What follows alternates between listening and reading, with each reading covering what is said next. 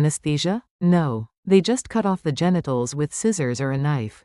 They removed the testicles while a boy is in vivid consciousness. Screaming, blood, and risking my life.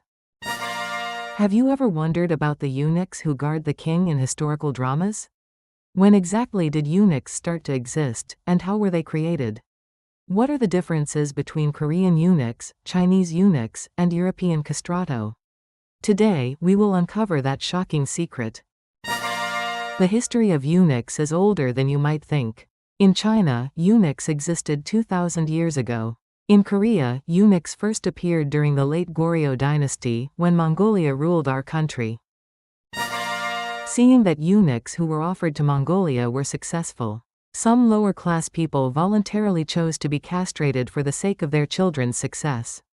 Before that, there are also records that people who became eunuchs by accident were used in the palace. So how were eunuchs created? In the beginning, they cut off both the penis and testicles, like Chinese eunuchs. Many people lost their lives in this process.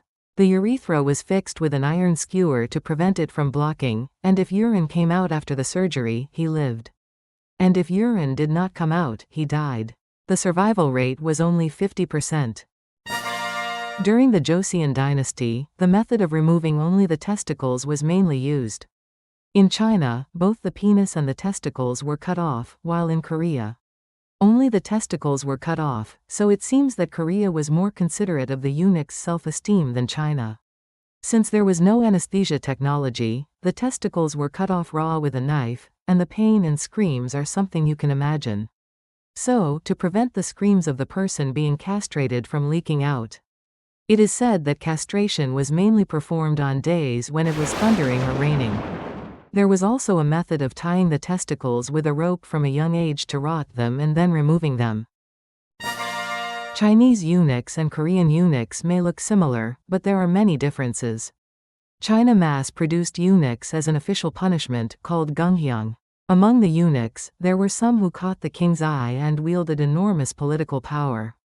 Sima Qian, who wrote the famous Records of the Grand Historian, was also a eunuch. On the other hand, Korean eunuchs were initially people who had become eunuchs by accident. And under the influence of the Mongols, the custom of voluntary castration developed. The political influence of eunuchs was much less than that of Chinese eunuchs. There were also castrated men in Europe. That is castrato. They were castrated before their puberty in order to produce heavenly voices in opera. While Korean and Chinese eunuchs served in the palace or took on political roles, European castratos were castrated solely for singing. Castratos were superstars of the European opera world, possessing both the clear voice of a boy and the lung capacity of an adult. For the king, for power, for music. Men who were castrated for various reasons.